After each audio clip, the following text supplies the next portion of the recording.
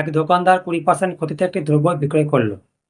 যদি তিনি আরও 200 টাকা অধিক মূল্যে দ্রব্যটি বিক্রয় করতেন, তবে তার 5% লাভ হতো, 5% লাভ হতো। তাহলে দ্রব্যটির ক্রয় মূল্য কত?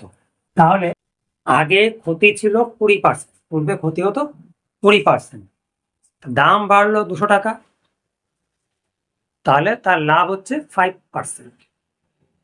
তাহলে পার্সেন্ট হিসেবে দাম কত বাড়লো? ছিল আমার 20% ক্ষতি, সেখান থেকে লাভ হচ্ছে 5%। তাহলে বিক্রয় মূল্য বৃদ্ধি পেল কত পার্সেন্ট?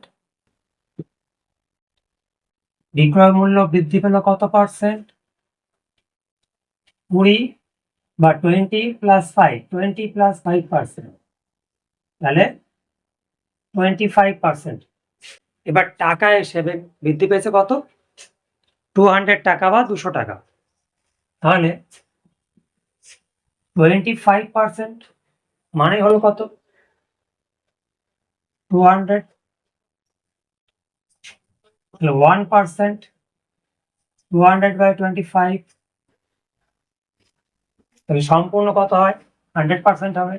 তাহলে 100% সমান কত?